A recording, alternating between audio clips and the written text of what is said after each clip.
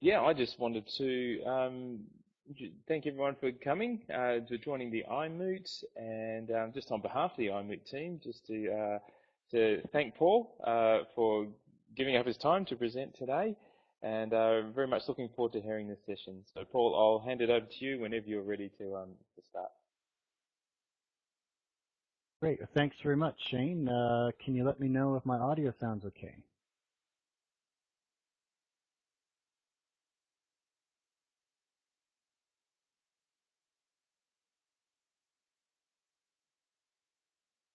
Great. Okay. Thanks very much. All right. Well, I'd like to start then. I'm really pleased to see you all join us today because I want to utilize the brain power that I have in the room and get your thoughts and feedback as we go through the session. This is the very first time I presented my experiences with developing a course in the open, and I'm really looking forward to hearing your feedback and comments as we go through things. So why don't we kick things off with a question. And I'd love to learn from you when you hear about an educational resource or a course being open, what does it mean to you? So if you just take a moment and think about that and enter your text in your chat window, I'd love it. Thank you.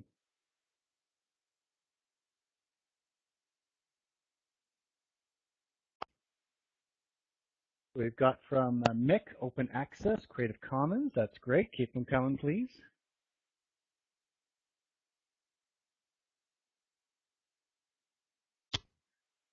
Hi, Frank. Thanks. Open to use and reuse and share. That's good. Thank you. Free to use, free to adapt, free to share. Thanks, Rich. That sounds great. I love it. I can steal it to use for my class. I like the way you're thinking, Joshua. That's great. Anybody else?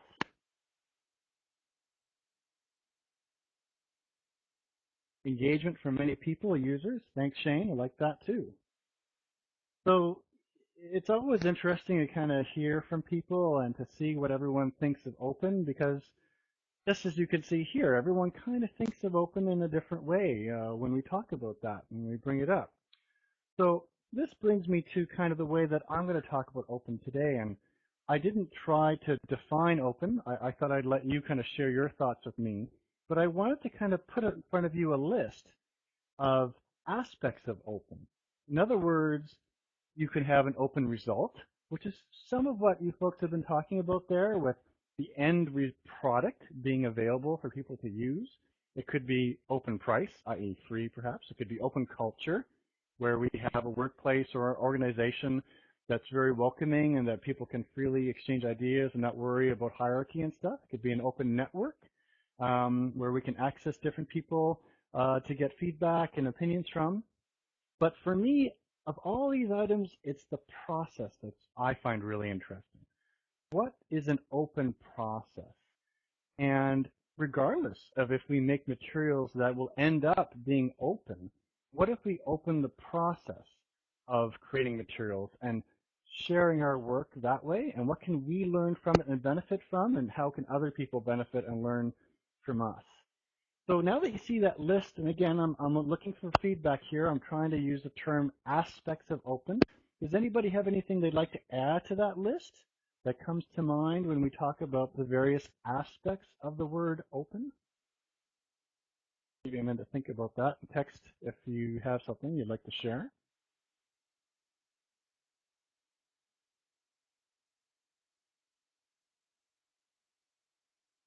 Well, this is a good sign because I was trying to make that list fairly comprehensive, and so hopefully I've kind of done that. So these are some of the things that I've been thinking about in terms of the aspects of being open. So that kind of leads to my next topic, which is risks and benefits. Because when you make your process open, and of course you all know that in this session, specifically I'm talking about developing a course in the open, something that I had never done until last year. And I tried to capture some of the benefits, and there are risks, by the way. Everything is not roses when it comes to being open. I think we don't talk about the risks enough. So, for instance, you have to be really honest with your own materials, with your own capabilities. All your colleagues and students see your processes. You have to be more accountable. There's nowhere to hide. You put it out there for the world to see, and well, people will hold you accountable for it. Collaboration, of course, that's a great benefit, right? Hoping to benefit from the experience of my peers and also my students when I'm developing a course in the open.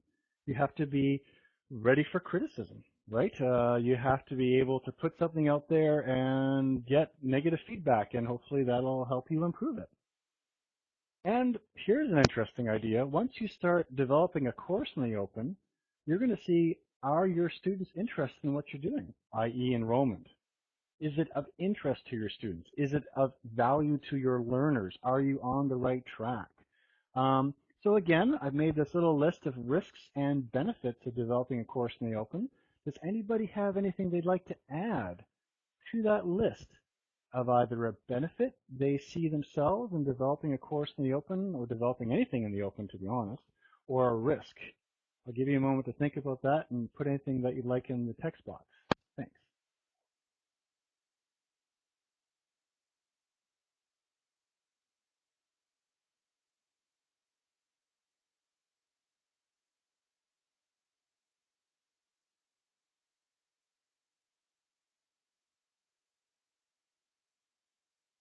Okay, so let's continue then.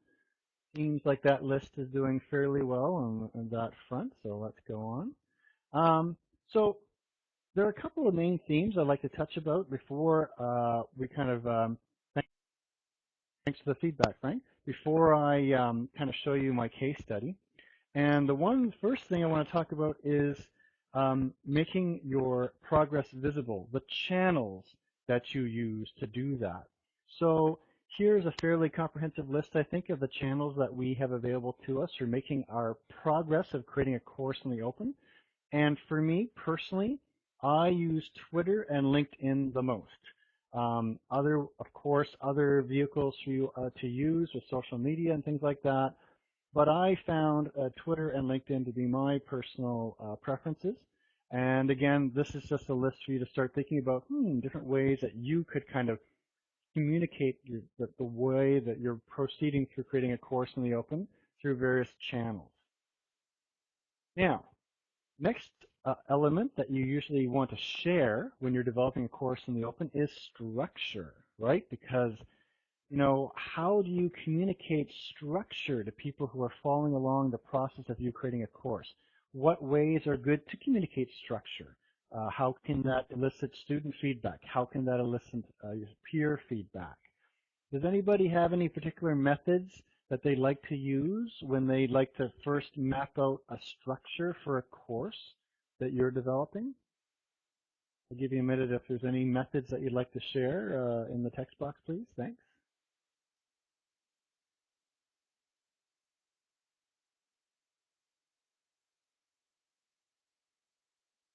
As you can see, I am getting you to work in this session. I really am interested in hearing from you as we proceed to things that you use currently.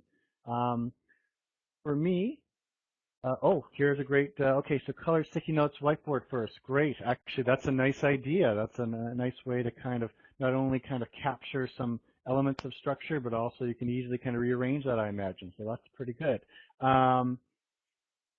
Let's take a look at some of the ways that I've kind of identified. And Frank, I think I'd like to add your item to the list I'm going to show. Hey, someone mentioned a mind map. That's definitely something I like to do. Sorry, I skipped ahead here. Great. So mind maps, definitely. I also find mind maps. I'm reading a quote here. Chemistry teacher, thinking how it's very sequential for me. Indeed. So in the process of creating a course in the open and wanting to communicate your structure, here are some techniques that I've decided that work quite well for me. I create outlines as an indented list with various tools. I'm going to show you some example tools in a few minutes. Tree diagrams I also find helpful, and also mind maps.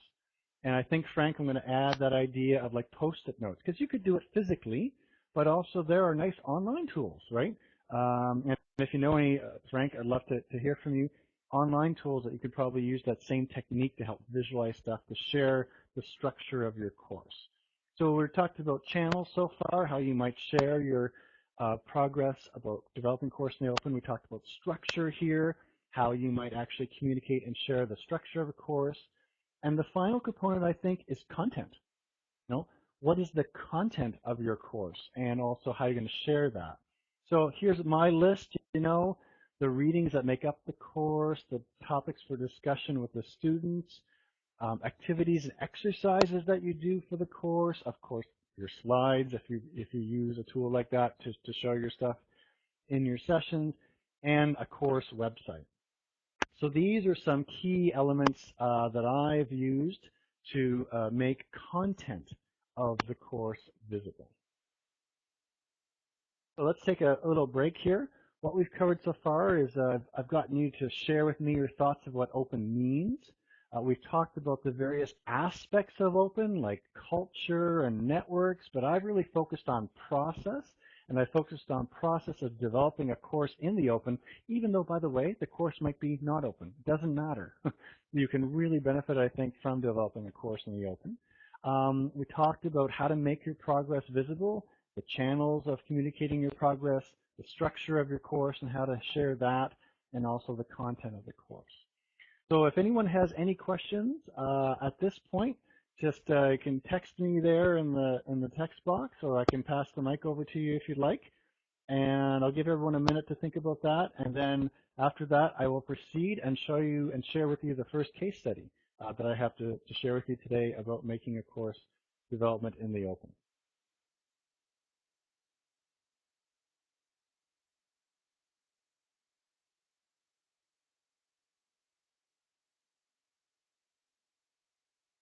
All right.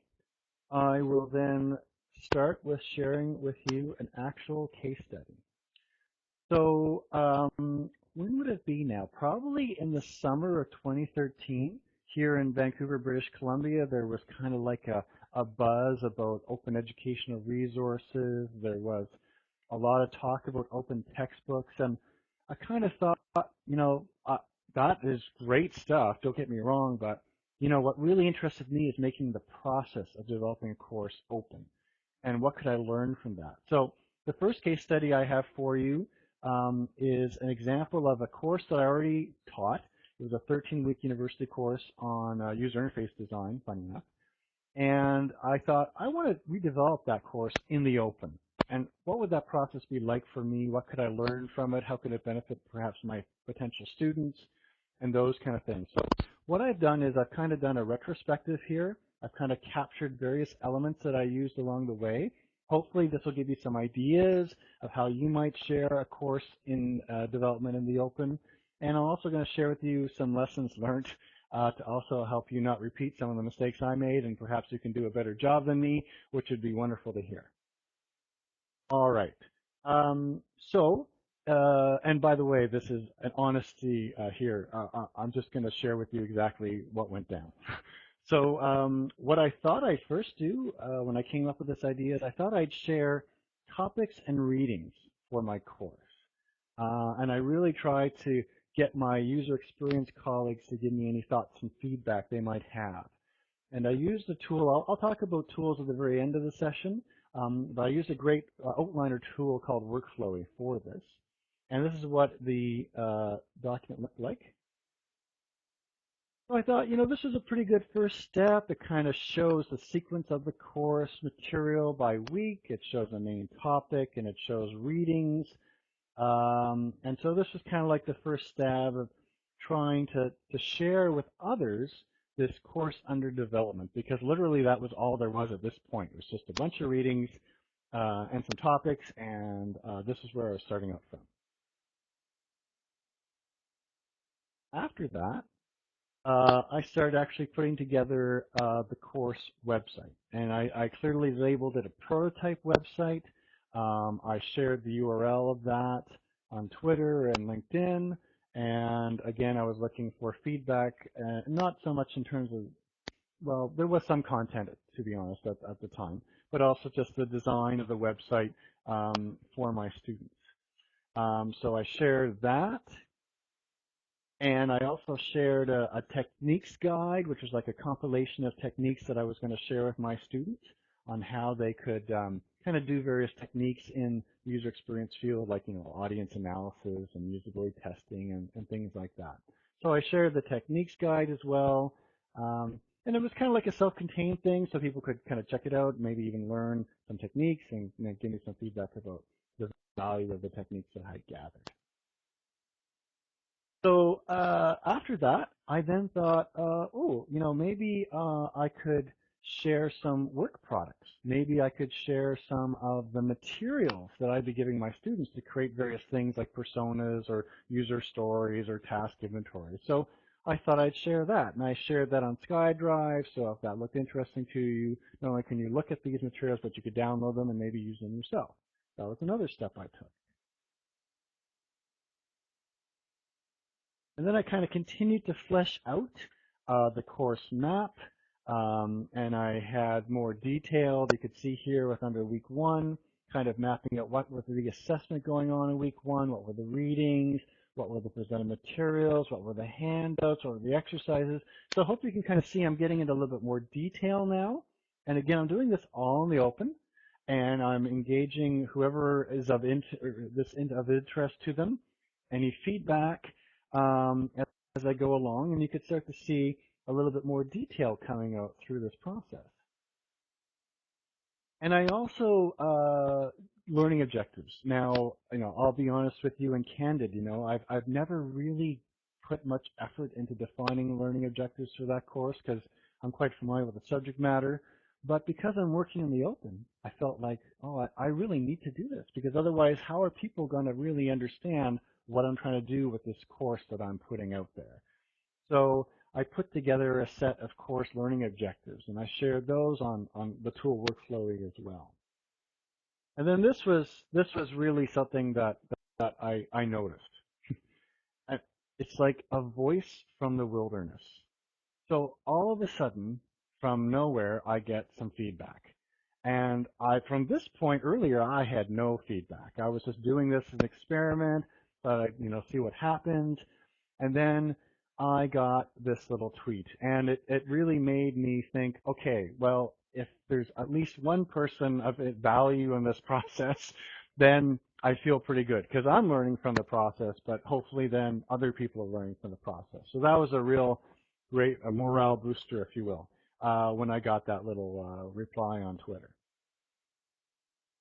To continue, then I worked on some assignments. I tried to flesh out some details about that, and I shared it on my Twitter feed.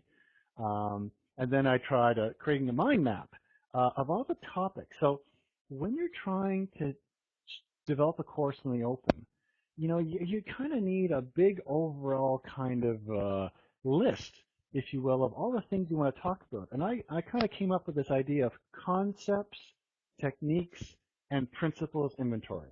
So in other words, looking at my entire 13-week course, I could see I was trying to share some concepts with my students. I was trying to share some techniques and get them to actually use them, and the same with principles. I was able to capture everything under this umbrella. Maybe your course might be different. Maybe you'd had different items in your umbrella. But for me, it was concepts, techniques, and principles. I tried it out as a mind map. And in the end, I decided that wasn't very effective. I ended up using an outliner view. But anyway, as I said, this is the process I went through. So that's what I used for that. Then here's another challenge, right? If you're doing this and you are trying to share your development process, you want to get not your current students, but your future students. And I don't think the system is set up very well for this because to be more effective, I'd love my future students to see what this course is going to be like so they can influence it. The most powerful time a student has in terms of, the course match for them is if they can influence the course as it's being built, not a time of sign up, right? So I tweeted the Faculty of Science at SFU to share that I was doing this process and trying to get some student feedback. And in fact, I got some. So I started to actually connect with potential students of the course so I could get some feedback from them as I went to develop the course. This is brand new for me. If any of you have any experience like this, please share, because I never was in the opportunity as I was developing the course to have the end, if you will, customers of the course be active participants to shape the course. This really was another switch that went off in my head that this could really be a very powerful technique if I could only somehow connect with my potential students and then help, and they could perhaps help me shape the course for their own purpose when it comes to providing it for them. So I came up with this idea to actually email all the students that were registered in the course at the end of, I think it was around the month of August. So in other words, the school term hadn't started, but the registrar's office had the list of students. I had a full load of students in my course plus a substantial wait list. So I decided to send this message to all the registered students. In the end, the students weren't comfortable enough probably to have, critical feedback to an instructor they hadn't met before. But at least they could self-select, right? At least they could see the detailed course companion prototype. They could see the detailed assignments, topics, course maps, better than any calendar description, and then decide, is this course a good match for me? If it's not, drop out of the course before September, have the better choice of another course. That's great. I've succeeded then. If the student sees it's a great match for them, then wonderful. Then they have a better idea of the course, better than any, one paragraph calendar description of a course. You're going basically blind. Why not see the entire content of the course before you decide to register? That's my viewpoint. So again, I didn't get any specific feedback, but definitely I had lots of movement in the registration of the course and people adding and dropping. And then finally, right before the course began, I created a little visual diagram of the process that we'd be covering and also the toolkit and techniques that we'd be using for the course. I use a little tool called Glyphy here for that. And then finally, the course began, and then of course the real work started with my 80 students and et cetera, et cetera. But that was just about the end of my development process, at least before the class started. And finally, in the concept and philosophy of open, I even shared online my student evaluations. So it just felt right. Brave or stupid, I'll find out later, but that's the way that I felt. And in the end, after the course wrapped up, I also shared the evaluations of how that course went. Okay, so top lessons learned. So if this is of interest to you, here are some things that I learned, okay? First of all, by developing a course in the open, it really forced me to better articulate learning objectives. Because again, they were detailed learning objectives not only my students would see, but all my professional peers. And I really wanted to make sure it was clear what I was trying to do with the course. Also made me rethink course development, and shame on me that I was thinking content first, when really I came out of that process saying if I did it again, I'd make it activities first. I'd make it, what do I want the students to do in the course? That's where I would start my open course development. I found Twitter was a better vehicle for in-progress items, draft items, loosey-goosey idea items, but LinkedIn was more, finished things, where I could deliver value to anybody who was a follower of mine or connection on LinkedIn. Reaching your intended student audience can be a challenge. You can see that I tried to do it through Twitter. I tried to do it through accessing Twitter feeds that students would follow. I tried doing it through my course registration list. And lastly, you naturally raise the bar when anyone can see your work. I mean, there's a big trend right now for us to ask our students to make their work open, to make their work public. Well, let's turn the table and let's say we should be making our work open, our work public, for the same reasons. And that is, we will naturally try harder, we will raise our own bar when anyone can see our work. Okay, so why don't we take a break, and maybe if there'd be anybody who would like to jump in with a question, I can turn on your mic if you either give me a signal in the chat or another way, or if you'd just like to text any questions or comments. I'd love to hear your thoughts about what I've shared so far, and then we can see if you'd like to also see a more brief but a very different second case study of what I tried to do after all the things I learned from that first case study. But I'll let you decide what you'd like to see here. So I'll give you a minute to think about any questions you have. and then let me know if you'd like to have me unmute you or if you'd like me to just read your message in the text box. I'll give you a minute to think about that. Thank you.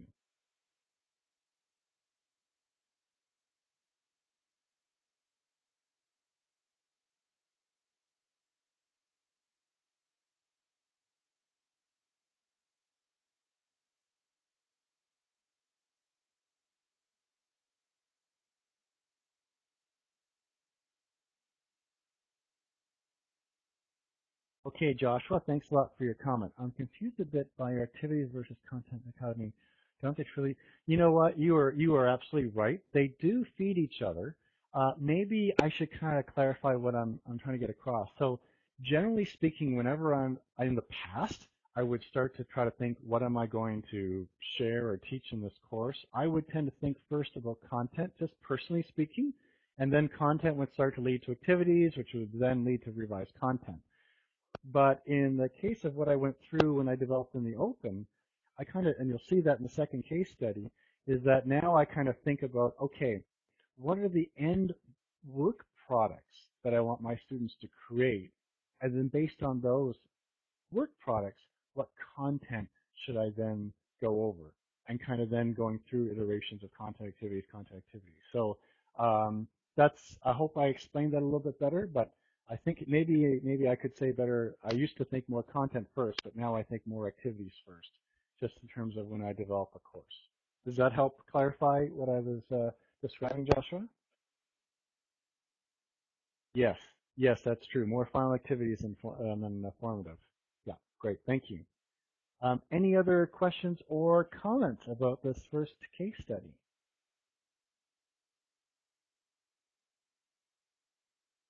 Okay, so thanks, Shane, for your comment here, raising the bar for sure. Oh yeah, for sure. Martin's second law sounds right on board with that. And in fact, you know, again, it's when we create things that other people can see, totally, that's going to make you kind of work harder at it. But even when you take it one step further and when you create the process of making things for other people visible, and even when your final product is not visible, because in my case, I was developing a third-year university course that's obviously closed to only the students, really. So even if you're doing something that won't be seen by other people in the end, you can make the process visible and still gain from that. So thanks for sharing that, Shane. That's a good, great observation and a good thing for me to learn too.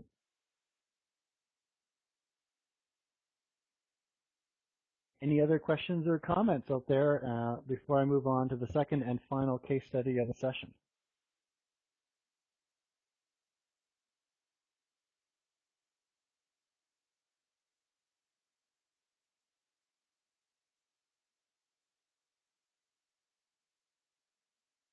Okay. So more briefly, I'd just like to share with you my experiences of doing it a second time. And so based on the lessons that you just saw and things that I learned, I was offered to do a 3-week adult education course on mobile learning experience design. And I just was really enthusiastic about this process of developing courses in the open, so I wanted to do it again and to see what it would look like the second time. So quite briefly, you know, again, using the channels of Twitter and the channels of LinkedIn, I started going through that process and using Workflowy again to share things in outline view. But this time, starting off with, you know, the prerequisite course description and also this inventory. The inventory I found was also a very valuable tool up front. But the biggest thing I'd like to share is the idea of themes. And you know, when you look at like a list of content, concepts and techniques and principles, I mean, your eyes will glaze over when you see a list of 70 items. So I tried to actually compile those lots of items into smaller themes where I could just kind of capture what I was trying to share and have my students learn in much more concise manner. So here you can see I just have a very small number of themes that really captured what the course sections were about. And I even tried out Google Docs where I had a description of the course and people could actually leave comments. So trying to, you know, further enhance the two-way nature of this process where I could ask my colleagues and potential students to give commentary about the course description as well. And using Twitter's ability to embed graphics in tweets, I made a little screen capture of those themes and tried to actually incorporate it right into my tweets, just trying to make it easier for people to kind of see what I was trying to share in terms of these themes that I was trying to create. So just trying different ways to share the content. And then, as I mentioned, activities first, right? So what I did very early on is I made the entire set of exercises and activities for the course, and I posted them as Word docs on a SkyDrive, and I made that publicly available, and I tweeted that. So you can see very early on in the process now, I don't just have the names of the activities, I have the actual activities. And these, by the way, are meant to be useful templates to use in your job if you are related or working in multi-device learning. And looking at one of these templates, I even put a CC license on it. So now I'm trying to embrace more the idea of openness, and I'm trying to say, hey, look, these are the actual templates you'll be able to use for your own projects when you finish this course. Even if you don't take the course, you're welcome to use the templates, and you can learn from them. So this is where I was kind of getting at this idea of putting activities first or earlier in the cycle rather than detailed content. And so that's an example of the activities that I shared when I was creating this course in the open. And then, of course, the course companion of this version actually is based on Moodle 2.6 with the aardvark theme, responsive theme. And so, starting to populate the course companion website, sharing that again through the process so people can check it out and decide if the course is of interest and value to them. And one of Moodle's great strengths, I would say, is its glossary tool. So I kind of, shared that early on as a standalone resource, and that got a bit shared around in my Twitter network a little bit because it was a helpful resource for people, and as well, it was part of that process of creating a course in the open. And just about the last thing I did was sharing slides. So again, kind of going more from activities first and then working down my course development cycle to actually starting to develop some content and detailed slides. So in this case, it was slides last, which to be honest was quite different than my previous approaches. And it was through this process of developing a course in the open that I kind of came to my own conclusion that creating slides early might not be the best use of my time. It might be better to actually put that off and focus on other elements like activities, like work products, rather than detailed content. And, this is all about failures and successes, of course, and unfortunately, there weren't enough people who signed up for this course, and that's just how it goes. But the fact of the matter is, and to be honest with you all, even though the course failed to launch, by developing the course in the open and having these materials available for people to use, there was value in it for me to do that. And I felt like I achieved a fair bit with the course, even though the course didn't actually run. Imagine, though, my feeling if I created all of this stuff away from everyone else. It was closed development. And if the course never went, it wouldn't matter to anybody. But at least this way, the work products are available for people, the course companion worksite is available, and perhaps even for people seeing this process, it might inspire hopefully other people to try open course development. So at least there's some value, I hope, for that. So top lessons learned. I learned that developing course in the open is also applicable to continuing studies courses, which are traditionally closed courses. You don't usually see continuing study courses openly available. And so that proved to be a valuable process. It also solidified my approach to this activities first versus content first way of doing things. And I'm just personally just totally sold on this. I can't even think now about developing a course closed. It's just more natural to me now to put everything out there for good or for bad, and to learn from my peers, to learn from my students, to kind of help shape the course. It really has permanently changed the way that I look at course development. So how about yourself? And, hopefully this session has given you some ideas of how you might do open course development, even though the final product might not be open itself.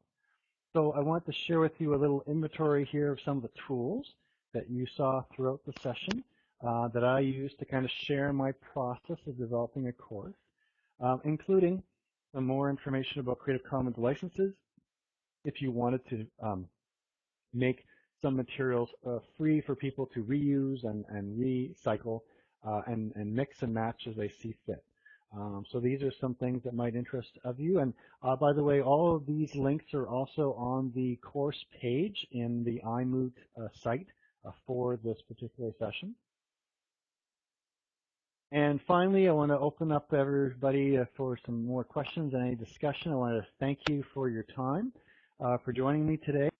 And if you have any follow-up questions, you're free to contact me in any means that you'd like there. But I'd also like to give everybody a couple of minutes and see if either you'd like to text any questions or comments, or if you'd like us to open up your mic and for you to address everybody.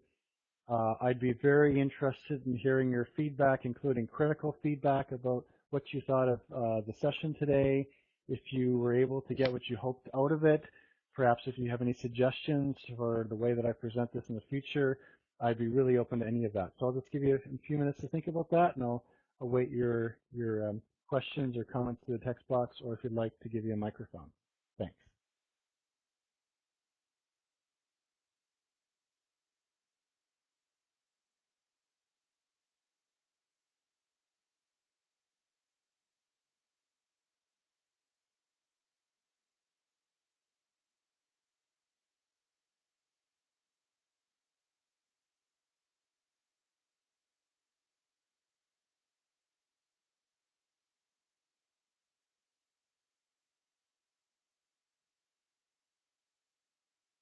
Thank you very much, Joshua. I'm glad that you enjoyed that. Thank you.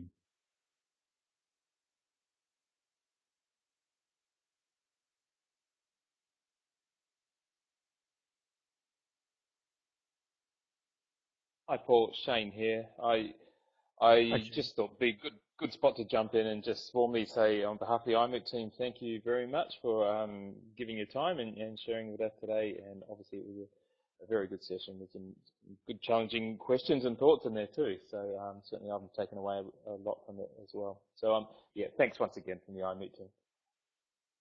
Well, thanks very much, Shane. That's really nice of you to say. And if anybody has any follow-up comments or thoughts or suggestions, always happy to hear from you. You could email me or find me on Twitter at Hibbitts Design.